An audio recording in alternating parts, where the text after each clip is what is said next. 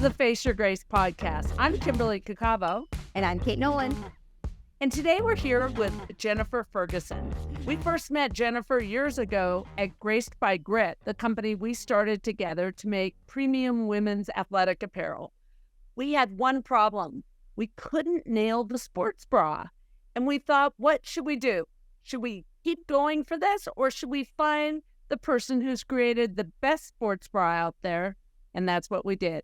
That's Jennifer Ferguson of Handful. We're so excited to have you today, Jennifer. Welcome. So excited to be here. I wish we were all in the same room together, like, in Solano Beach or something together. But this is second best. This is second best. Push-ups. I would. I know that's true. Well, that's and I'd probably make you have a cocktail with me as well. So there's nothing better than a push-up and a cocktail. Work hard, play hard, for sure. Exactly. We're so glad to see you, Jennifer. And I know you are in Portland. I'm in San Diego. Kimberly's in Montana. You're helping us to get our first podcast that's actually remote out there to make sure that we know what the heck we're doing. And it actually allows us to open up the aperture a bit more to entrepreneurs all over the country that we've had the privilege of having in our lives. And so this is super awesome. Obviously, second best to being in person, but having you here today. And we're going to follow the format that we follow typically with our podcast, where we ask the same questions, but obviously that leads to some detours and some really good nuggets of information that people can take away as they either are thinking about their entrepreneurial journey or are actually on it. And maybe there's something in this that they can take away, or at least if not, they'll laugh with us, because we always like to do that with you. So I'm going to start off with just some simple questions. It sort of helps us get loose, helps you get loose, and then also gets people to know you. So tell us, Jennifer, what is your biggest strength? Oh, I would say my strength is my biggest strength, literally and figuratively. And I don't know if you all have done the Enneagram or talk about the Enneagram, but that's one of my latest favorite topics in your, like, know your number. Oh. And evidently I am an 8, which can be considered an 8-hole. And if you're a man, it's super great. And if you're a woman, you can be a B.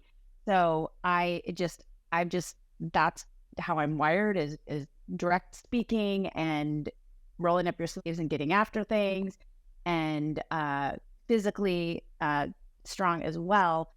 Last week I had to give CPR. Oh, wow, good for you. And I was like, okay, I have CPR arms. Like, I have these strong arms. And I was like, holy cow, they came in to hand, for 10 minutes until the ambulance got there. So, I mean, I'm sure, Kate, as a fitness background, you've been trained in CPR. I mean, I used to be so annoyed, like, what if I've taken this class a million times. Why do I have to keep, staying certified? And of course, it's the same routine every time. But I think because they ingrain it in us, and they make us role play, that I just was in the middle of a CPR video last week. It was a neighbor walking his dog had a heart attack, and I was riding my bike to work. Oh my gosh. Good for you. Okay, so that's right. And did it all work out? So he is in the hospital still, and I had to go notify his wife. It just was a whole thing, and he ended up having a pulse but was unconscious when the ambulance took him.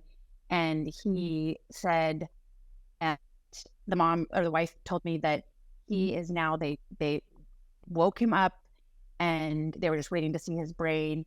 And now he's feeding himself, talking, and even to the point of giving the nurses a hard time. Great. I was like, that's miraculous. Wow. That is so good. Oh my gosh, Yeah. that's a life-changing All moment. of you watching, maybe we should do a quick PSA. Take CPR, know how to do this, and learn the Heimlich maneuver. I've had to do that before. I figured that's what I would have to do. Like, maybe someday someone would be choking or something, but I just was like, and on top of it, so then a neighbor had 911 on a speakerphone as I was giving chest compressions, and then that they said, give him 2 mouth to mouth. And I was like, I thought we'd stop doing that. Because at one point they were like, we're no longer doing mouth to mouth. It's just right. And then I was like, oh my gosh. And I think he maybe had a heart attack. So the dog had done his business and he went to bend over to up. And I don't know if he had a heart attack on the way down. He hit his face on the fence. And so he was like blue and bleeding. And I was literally like, like to mouth. Of course I didn't have a mouth guard. So I was like, here I go. I plugged his nose, cocked his chin, 2 deep breaths, back to chest compressions until the paramedics arrived. I mean, unbelievable. Oh my Wow. gosh. Well, wow. Lucky you were there, right? I mean, Absolutely. And maybe we just answered questions 1 and 2 Well, because I our know. assessment, Well, right? I don't know. That wasn't even the most challenging thing last week. What's question number 2? Well, number 2 is what's your biggest accomplishment? I mean, saving someone's life is pretty cool. Yeah, right. Because it's the typical answers would be like my children, having my children. And then I always considered launching Handful as my 3rd child. Yes. And I always looked at it as, when you have a child, they're dependent on you the first year for life. And then age 2, they're probably tripping somewhere. And it's not till about age 5, they might be able to like feed themselves, make a sandwich or something. And so I looked at it that way. And then I know, Kate, you can't be drinking when I'm telling some of these stories. Because on top of it all, the CPR was a precursor to my mom died on Friday. Oh, Like, Jennifer. And she's been in memory care for 2 years. And so we're such the sandwich generation. We have our children. My children are now 22 and 25. So they're entering the scariest hood of all adulthood. And so my mom, I literally was sitting there with her when she passed. And I thought to myself, you brought me into this world. I'm going to help you leave this world. And so she loves jazz music. I turned on some jazz music, and I really feel grateful the facility she was at. She passed really early morning. So then the nurses and the staff started showing up, and they were just coming in one by one. She had had breakfast the day before, and they were just so darling and caring and loving. And I know she had lots of support and proper medicine to help her, be comfortable and at peace. And I kind of wish our culture had more of a celebration around. I know we call it celebration of life, and yet, it can be so, traumatic and tragic. And yet, if today's my last day, I hope my children, I live on forever in a positive manner for them. Oh my gosh. Well, first of all, our condolences, and thank you for sharing that, obviously with a much wider audience, but I couldn't agree more. And how beautiful that she had you there. That you reminded me, actually, when you mentioned it before we started recording the podcast, Julia Louis-Dreyfus's podcast, Wiser Than Me. She has, I think it's Isabel, I'm going to butcher her last name, Inocente. That right? She's an author, and she talks about Allende. Yes, thank you. She's a magical realism, right, author, and she talks about her daughter passing and her mother, and these moments of and birthing children, and these moments of stillness that happen within those moments, and how beautiful and what a gift it can be to be present there, and so it reminded me of that when you said that. We had a beautiful sunset that night, and my husband was really sweet. We sat out on lawn chairs, and he let me play my sappy music, and the clouds were fluffy and pink, and I just was like, she's pain-free and she's free. Wow. Beautiful. Yeah. Well, you've got us in tears. Okay. So permission to feel at any time. If you see any water escaping my body, not to worry. I'm a leaker. I love it. I love it. I am too for that fact. Okay, so one thing no one knows about you, but you are finally confident in yourself to share it. I am such an open book. I know. I thought this was going to be a hard question for you because you are such an open book. Well, I'd like to think that, I would like to think everyone knows I hold their secrets. Like when people share things with me, I know that's for them to share with whomever they would want. And that's not something I would reshare. And yet I'm a very open book. So I always joke, like, be careful what you ask me, because I'm sure I'll answer it. And I've had so many failures. And, I do think, gosh, that's how we learn. If someone said, tell me your top successes, it would take me a while, but tell me your failures. And woo, I had to start rattling the list off. And we just had the Women's World Cup their last game. And I just am like sick to my stomach. I was like, what? That was a coulda, shoulda, woulda game. And I heard an interview with Megan Rapinoe, and she was thinking there might be all these dark memes going on. And I thought the complete opposite. My sister and I were talking. It was such a role model for our children. That's so life, I mean, it's just, so I have so many failures. I guess the one thing that popped to my mind that I had probably been super open, like throughout my life. There's been times I've gone to counseling and got support around all types of things, but definitely there was a phase in college around eating disorders, and I've never really, I dealt with it at the time, and I talked about it at the time, and then I've never really talked about it since then.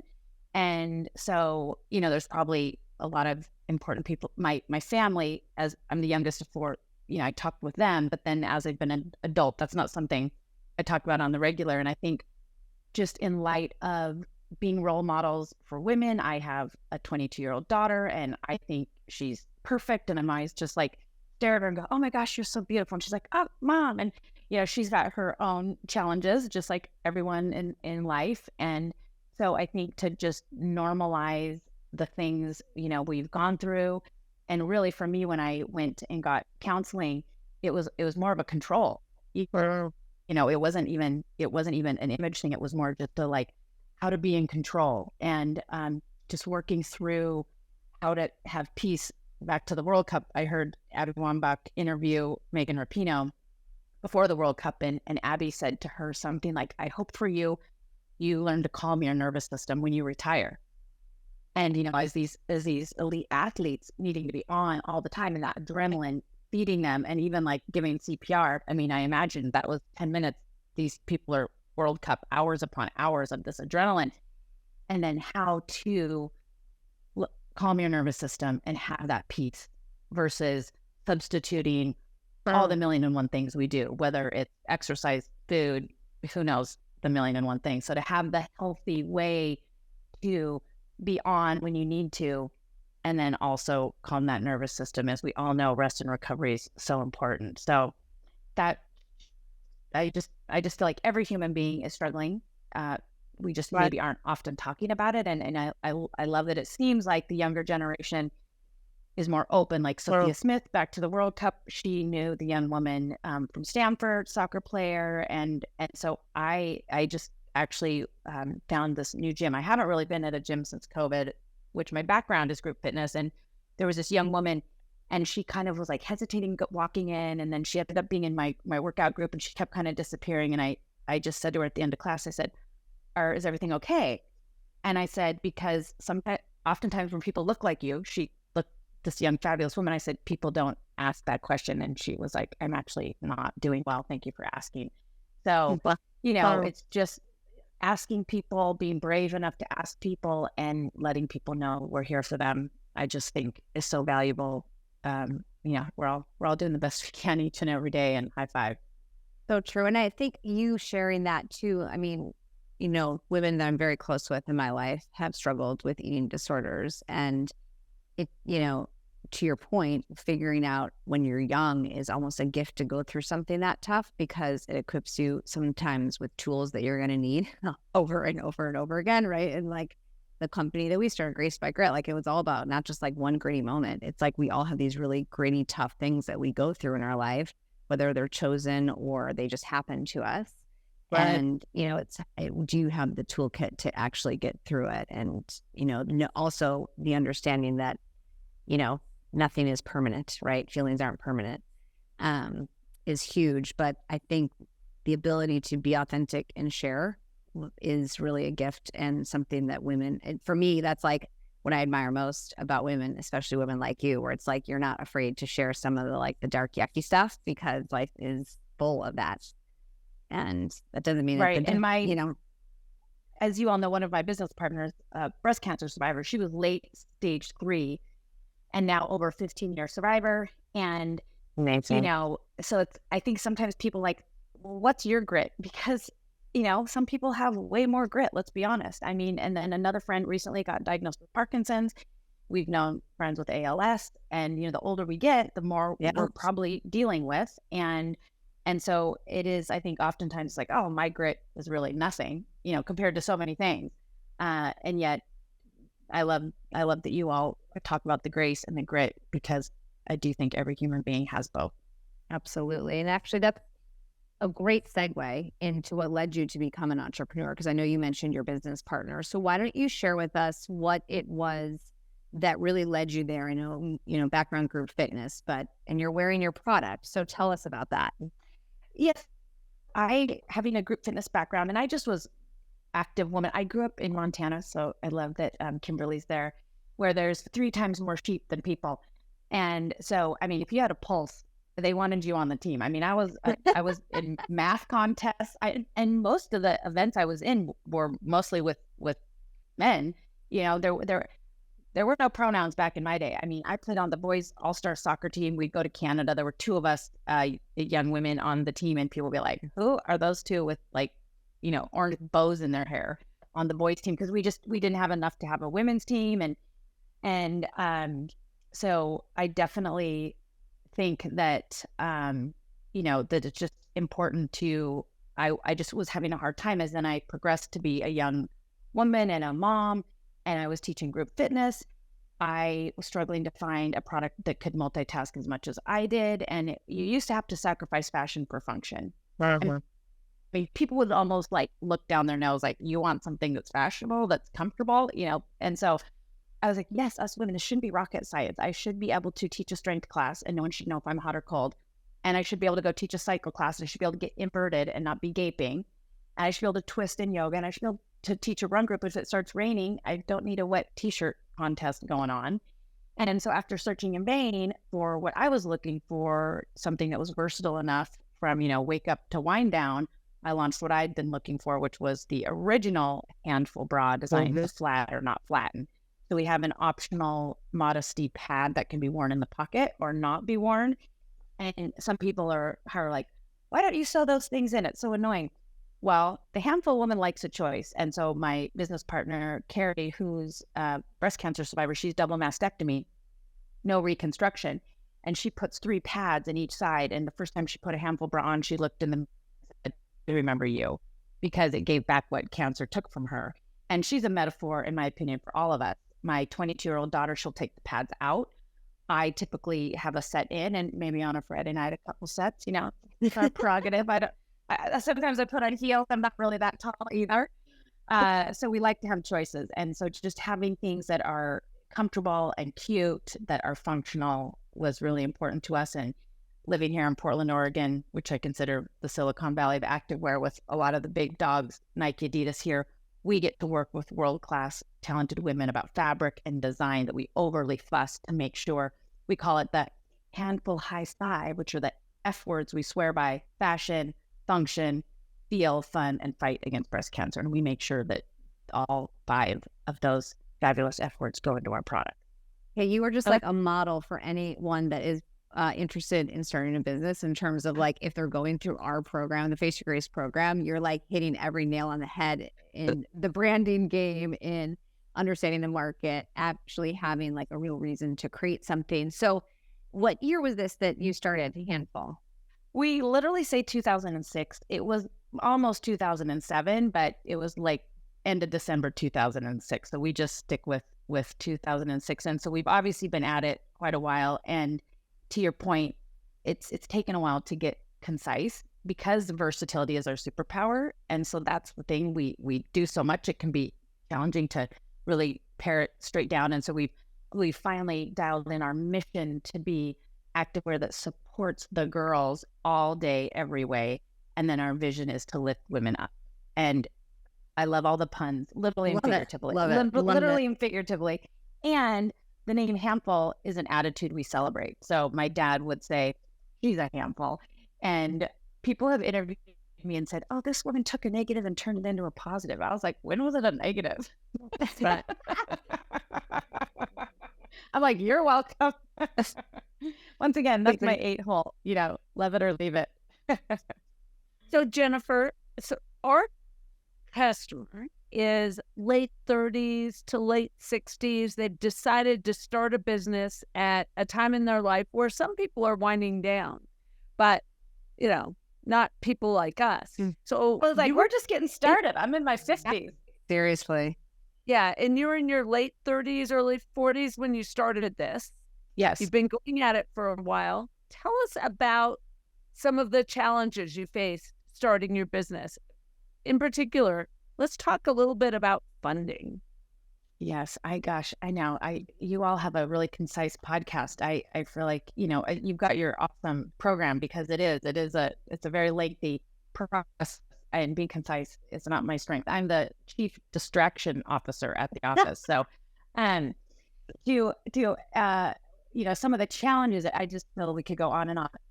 As you said, funding, I will start with that. So I looked, there's two ways I looked at it when I launched Handful. I looked at it as my third child, which I kind of mentioned. And then I also looked at it as a master's program. So I thought, what would I pay to do I have a bachelor degree. I don't have a master's degree. So I was like, I'm going to School of Hard Knocks, give myself a master's degree by launching this company and this product that I have been wanting. And I thought, okay, easy math, well, rounded math. If each year's 25 grand for, university, 50,000. So what if I invested $50,000 personally? And I, then with that, worst case scenario, I give myself an education. I knew that. I knew I would learn more than I ever knew I could learn. Just like each child teaches us more than we ever knew we could learn. And I was like, best case scenario, it's products that other women want, and we could have a viable business. So that's how we started. And, $50,000, definitely in my 30-year-old brain, I mean, that's a lot of money. And yet, as we know, you need a lot more zeros at the end to be like scalable. Math. Yeah. Yes. Yeah. And so that's, so then along the way, then when people ask me, like, one of my biggest challenges in the business, I typically say we attempted to be made in the USA.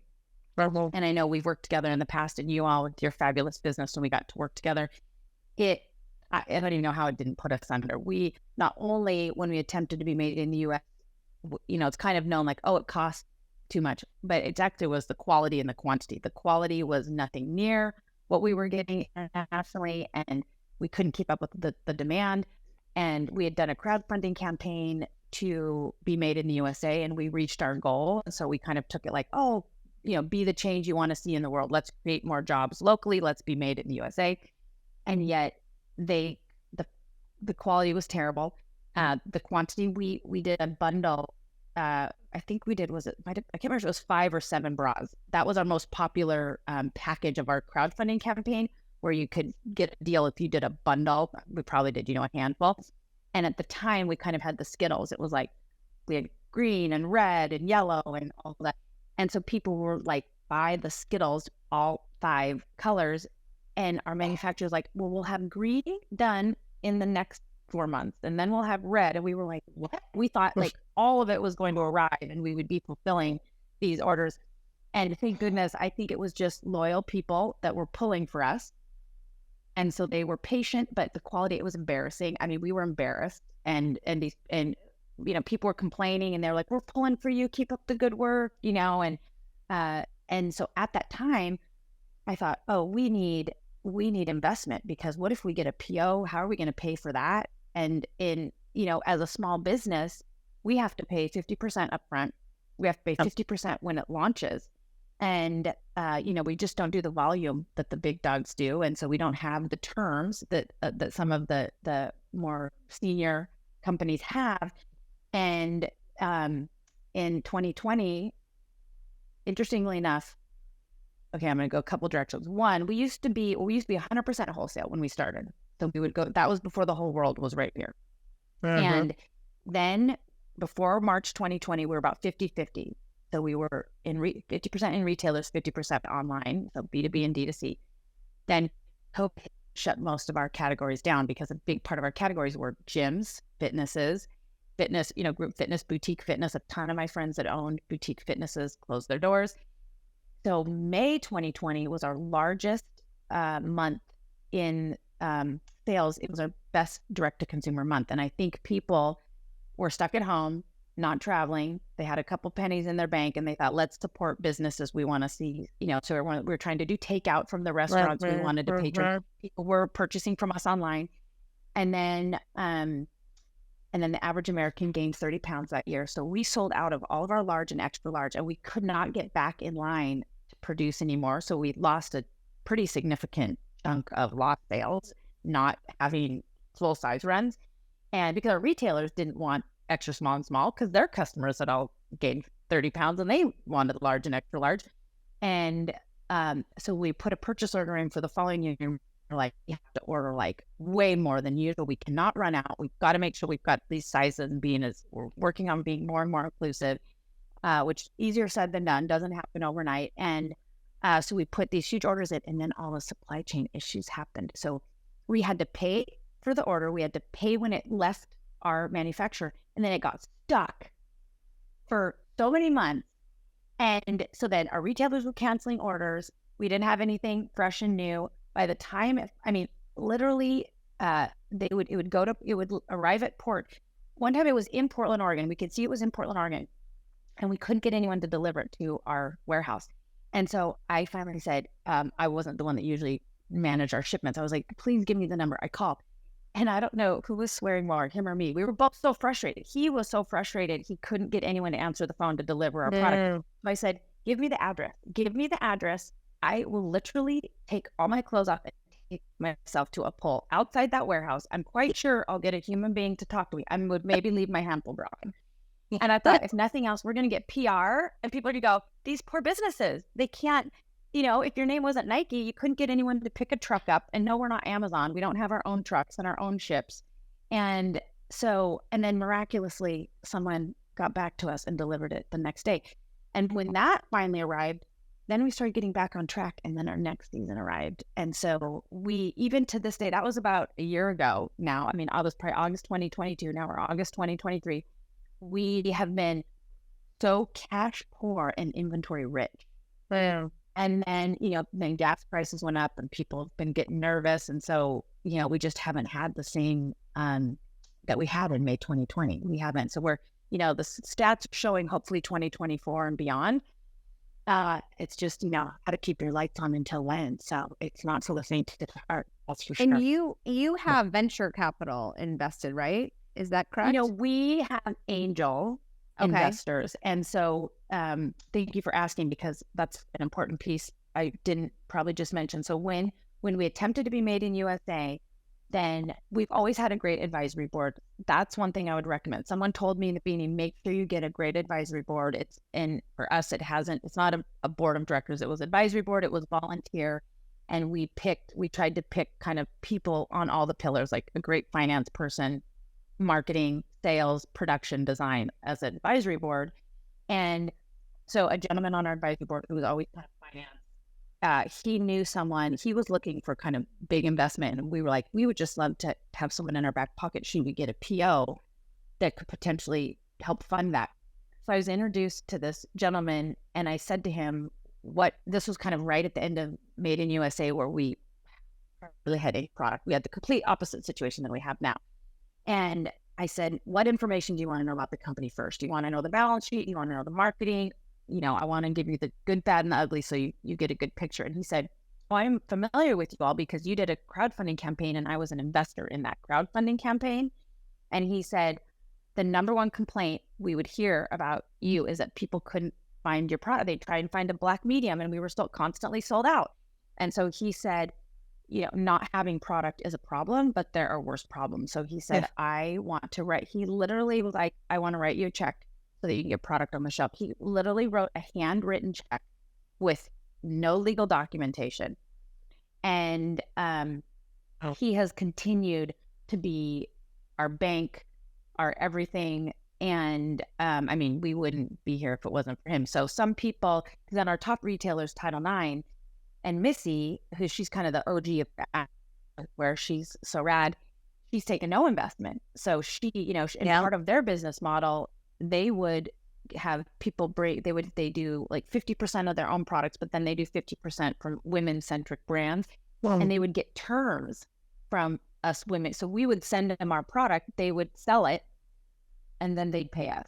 And so she's had a great business model where she is, the queen of her castle. She doesn't answer to investors. Nice. And I've always been a big advocate of team, the analogy, together everyone achieves more. And so I have the most amazing teammates I get to work with, and awesome investors that have helped us scale. And yet we're just in this situation of just kind of a downturn that we're working to kind of get to the other side right now.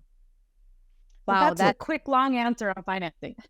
Yeah. Yeah. No, that's super helpful. And I think for so many women that are considering starting a business or, like we said, are already in a business, there's so many options, right? And it's just about connecting. And you never also know when someone's going to come around that maybe they invest in a crowdfunding campaign and then they become your angel investor, your bank, and all the things you need, right? Yeah. And that can go the other way too, right? Where it's like it could have gone very differently, 100%. potentially. But And he's been a huge advocate because then I pitched at the Bend Venture Conference, BVC, and we got one of the top investments from that. And he's been a strong advocate as an investor, and he was a finance banker, and so he speaks that language with all of our other investors, and he really walks the talk. And so we're so fortunate. which is also great advice, because it's like, when you do find someone that's willing to invest, what do you want that to look like? And do you want them to have a network that makes, your job easier in some ways, or do you want them to be silent? I think those are all really important questions to ask as you're thinking about taking capital from people. But gosh, we could keep talking about everything, all of this, but I know we have to keep it at a certain amount of time, so I'm going to keep us moving. But you mentioned that you had been at an entrepreneur summit, a female entrepreneur summit. So what do you love most about being a female entrepreneur?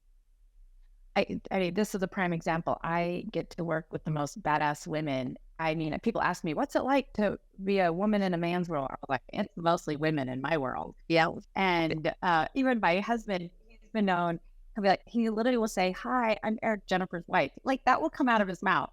And, I don't know, there's all kinds of labels and there's all kinds of things, but yes, men can do this, women can do that. People can switch and change. And I get to work with just the most rad women it's just priceless. Love that. Fabulous. It's all about the community.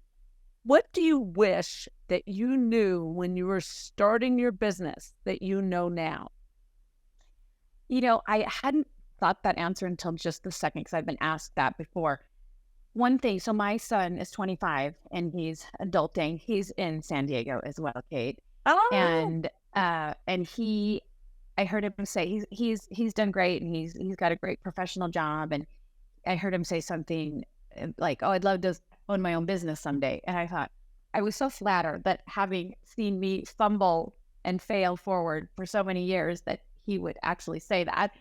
And one thing I would go back and tell myself, the interesting piece when you own your own business, there's no like, oh, maybe I'll go do something else, because it really is like having a child. There's no like, oh, I didn't really like that dog, I think I'll give it back or something.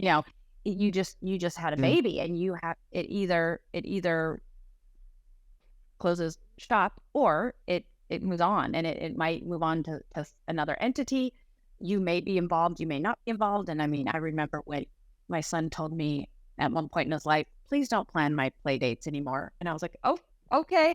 That used to be my job. That's no longer my job. I don't know if that was, that might've been at age 10. I don't even remember, And so same thing at Handful, it's progressed. I mean, I, of course, as most humans, have a lot of gaps. So I've been fortunate to fill those gaps with amazing teammates that's their specialty, not mine. And yet, like my kids, they've flown. And so at some point, Handful, will probably look a little different than it does and has looked. Right. So that's just something is I've known people to, change industries, change jobs, and, their 401k probably looks a little different than mine. So that's the thing. It is definitely the labor of love. It is a long term. I mean, there might be a couple tech examples that blew up in, a short time. But for the most part, I mean, how I built this podcast is a lot of grace and grit for many, many years. Love that. I love that. What's your biggest grace?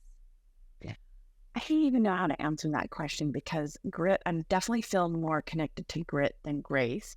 I guess for me, it's funny because as a group fitness instructor, I think I've taught pretty much every format under the sun. But I definitely was more known for, the strength class, the cycle class, the running class. And then I started teaching yoga, and people were like, it was all I could do not to laugh, like the first, 10 minutes of your class. Cause all of a sudden I'm like slowly breathing, and everyone's like, ooh, she's usually like screaming at us or whistling about something, So So I do try and bring that. And I think COVID helped me, like, grace is just around slowing down, resting and recovering. I'm always kind of joking. There's all these recovery products, different compression socks. I'm like, here's a tip, just take the day off and recover.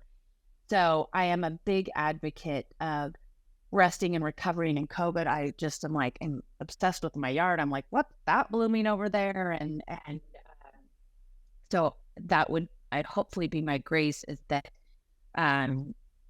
just making that time to rest and recover, and how important that is. And so having lost my mom, my bestie called the next morning, and she was left a message. She's like, I'm sure you're in the middle of a million things. You're probably doing 101 things. I think she left me a message like 7 a.m. I called her at noon. I go, oh no, I'm still in bed.